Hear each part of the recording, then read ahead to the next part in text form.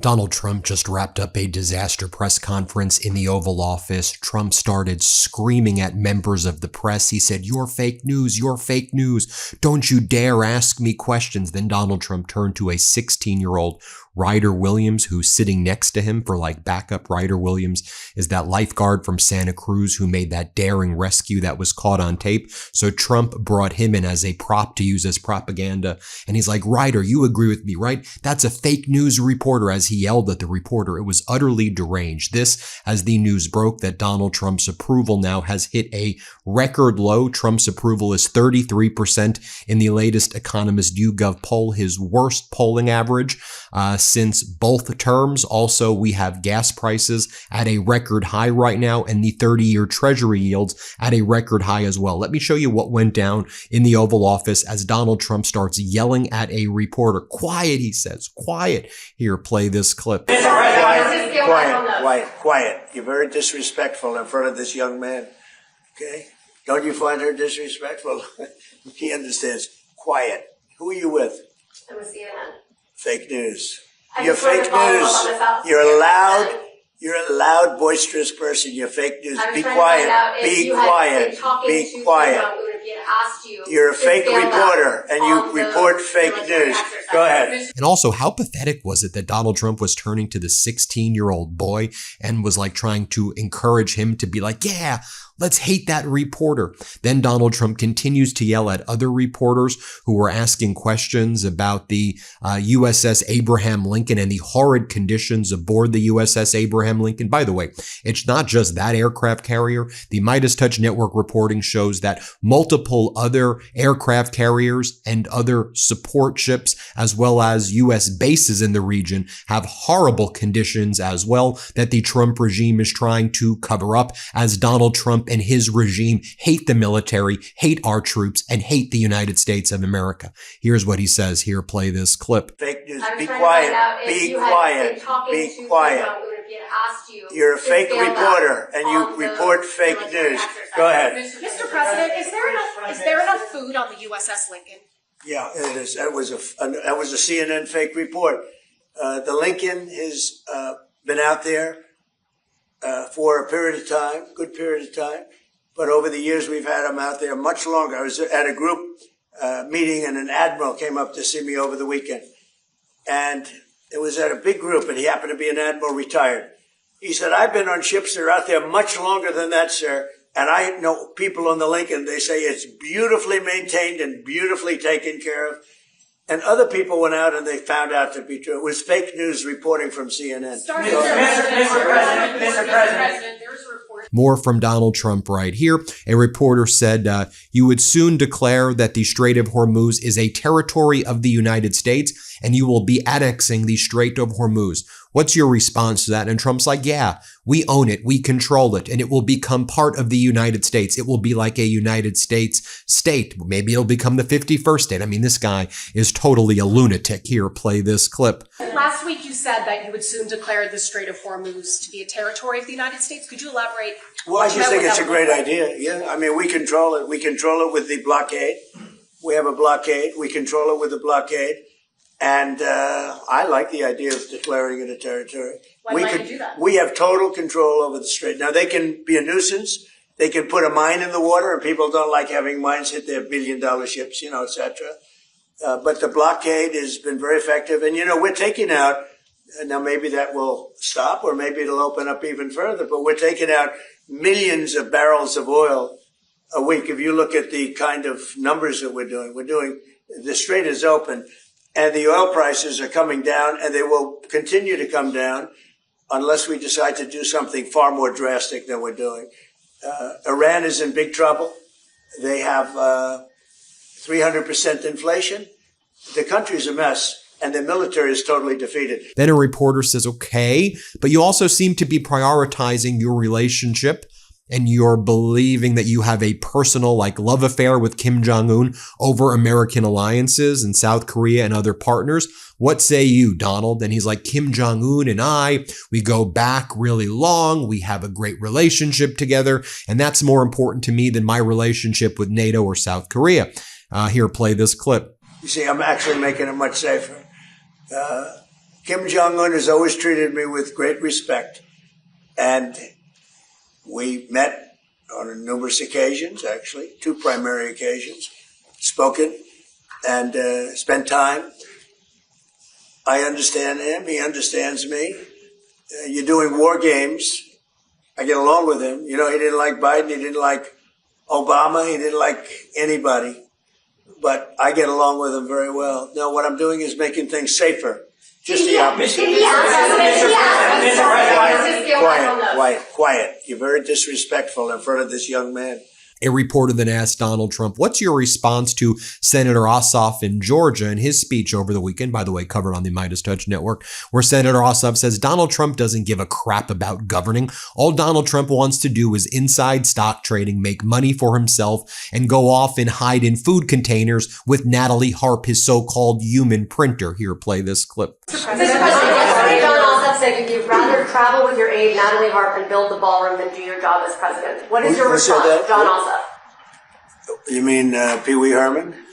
Pee Wee Herman lookalike? No, I would much rather do other things. We're building a great facility here. We're fixing a White House that hasn't been taken care of. You can look at this. This room was a disgraceful situation, the Oval Office, and it was let go. The whole building, the White House, was let go. The exteriors were falling apart. Donald Trump then forgets the name of the person sitting next to him, and he has to look at a card that has the face of Ryder Williams, who's sitting next to him. That's the 16-year-old lifeguard who Donald Trump tried to encourage to attack the reporter earlier on in this video. And Trump's like, it's an honor to be with Ryder Williams. And then I'll show you in a moment too, he starts to like hit on Ryder's mom, and he's like, oh, good genes, Ryder, like your mom has good genes. First, let me show you him struggling to know that Ryder Williams was sitting next to him. Play this clip. Nice story.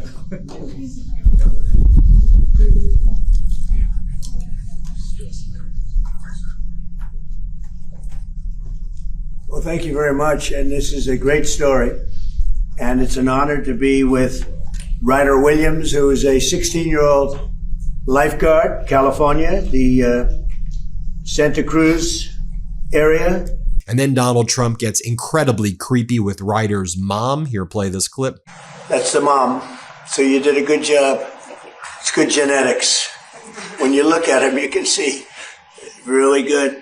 Then Donald Trump turns to the little boys and girls sitting next to him and says that he will show them the Lincoln bedroom. I mean, this guy, this sexual predator is such a freaking creep. Here, play this clip. After this, if you'd like, we're going to have him brought up to the Lincoln bedroom where you see the room of Abraham Lincoln. That's pretty good, right? And also your sister. It's really nice. We have some of the people that Nathaniel... More from this Oval Office presser. A reporter asks him, well, you also told Fox, which I call state regime media earlier, that you're going to blow the shit up out of Oman. So you're going to invade Oman. Oman's traditionally allied with the United States, or at least they're neutral, and they're a partner in the region. So you're going to blow up Oman now. And Donald Trump's like, yeah, I'll take care of him. I'll take care of him. Here, play this clip. This morning you said you would bomb the S out of Oman if they got in the way of reopening the Strait of Hormuz.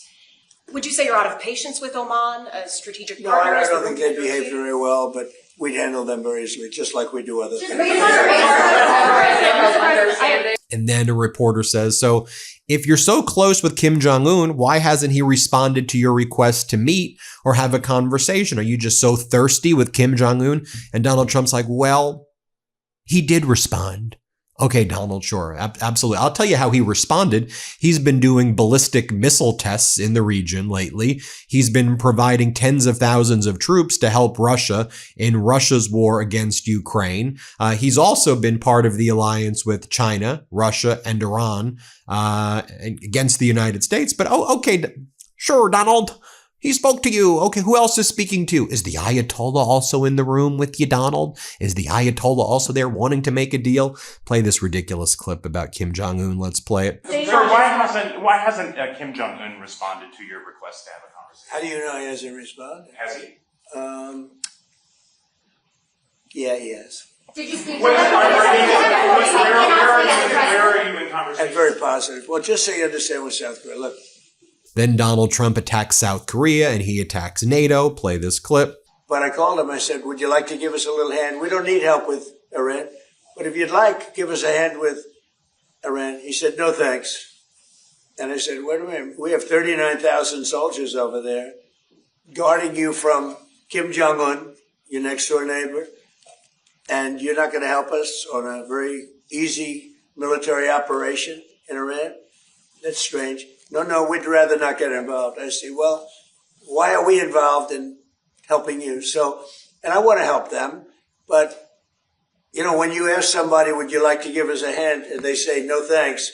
And then we're guarding them from a country and paying ourselves billions of dollars. It's costing us billions and billions of dollars to protect not only them, but other countries. Look at NATO. We spend hundreds of billions of dollars protecting Europe from Russia.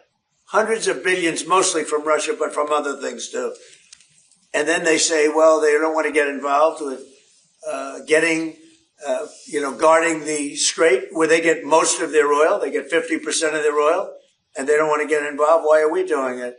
So all I want is fairness. Then Donald Trump says, look, the Golden Ballroom is so important. He says, look, everybody, look at my hands, everybody. He said, if you don't like the Golden Ballroom, you hate this country. The hell, while you have our service members quite literally starving overseas, while you've depleted our strategic petroleum reserves, while you've depleted our military weapons, while you go out there and you want to build Trump nuclear battleships and you want to remove the electromagnetic launch pads from ships because you don't like the aesthetic, while you are ripping away healthcare from the American people, and you sickos, you sick cabal in the Oval Office covering up child sex trafficking rings blatantly and brazenly, and you're going to go on and say if people who don't support your Golden Ballroom are traitorous or are disloyal. No, you're disloyal. You're a traitor. You're treasonous, and your despicable regime of war criminals will be brought to justice one day. Here, play this clip. The people that are opposing the ballroom are people that, in my opinion, are very disloyal to our country, very, very disloyal to our country. And I think we're doing very well. We're way ahead of schedule. We're under budget. It's going to be the most beautiful ballroom of its kind. You know, when I was in China, we went to the Great Hall of China. It was this big, beautiful building. We don't have anything like that. And we have to have that. It's very important. But we also are getting tremendous military protection, drone protection. The building is drone proof. It's missile proof as much as something can be missile proof. It's totally bulletproof. Any bullet, nothing can go through the windows. We have, all top of the line stuff. It's very safe. And the one thing, it's not for me. More from Donald Trump in this Oval Office presser. Donald Trump's like, in Iran, they want to make a deal. They want to make a deal with me so badly, but it's just the deal isn't good enough. Okay, sure. The MeidasTouch Network reported earlier today that Iran is preparing offensive capabilities, believing that the United States, of course, is incapable of making a deal. So Iran is setting its own deadlines now. But sure, Donald, here, play this clip. Well, they want to make a deal, but they're not going to make the kind of a deal that I feel is necessary. Look, we're in there for one reason. Iran cannot have a nuclear weapon. You understand that? Iran cannot have a nuclear weapon, and they won't have a nuclear weapon. And right now, them building one after what we did previously with the B-2 bombers, going to be a long time behalf. But Iran cannot have. It's very simple. They can't have a nuclear weapon. And then even Fox state regime media is confused about why the hell Donald Trump is threatening Oman now. Here, play this clip. We handle them very easily, just like we do other things. No, what's Oman been doing wrong? They were trying to engage in negotiations with Iran on the Strait of Hormuz. Apparently, they made their case. Then they turned it over to the U.S. in Iran and just been sitting on the sidelines ever since. John, I don't see Oman doing anything that would make them complicit in supporting the Iranian regime. And I would rather the administration focuses on fulfilling the threats they've made to the regime. As an example, in the last few days, 3 tankers have been struck in the Strait of Hormuz. The administration has said there would be a strong U.S. response if that happened. and our credibility is on the line every time we don't follow through on those threats. And I'd rather we focus on that instead of making new threats to Oman. Yeah, I know that Oman has got a close relationship with Iran, but I don't know what they've been doing to earn that. Well, there you have it, everybody. Let me know what you think about that freaking mess. What a damn loser he is, huh? I just watch that and I go, man, I mean, there's so much. Obviously, he's an awful human being. Obviously, he's horrible. Obviously, he's a piece of you know what. But he's also just a loser. Going to a 16-year-old kid and they go, oh, she's fake news, right? 16-year-old. You can't even be normal. You can't be normal even for a second. You want to know how you do it? Hey, I want to applaud the 16-year-old next to me. Thank you for all of the hard work. Your lifeguarding skills is a incredible thing for the nation to see. It inspires us all. We are grateful for you. We will give you a tour of the White House and just be freaking normal, man. Just be normal for a damn minute. You can't because you're a traitor. And you're a sexual predator, and you're a deviant, and you're a felon as well, because that's how they behave. Let's just be real. What WTF? This ain't normal, everybody. By the way, did you get your copy of WTF America yet? The book I wrote with my brothers. You can pre-order it now. It comes out in October, but the publisher says the pre-order momentum is most important. So if you're able to pre-order WTF America, How We Get Out of This Hell and Back to Democracy, it's really inspired by the Meidas Mighty by you. So get your pre-order now. Well, we'll put a link in the description below and you can just Google it as well, WTF America, and buy it that way.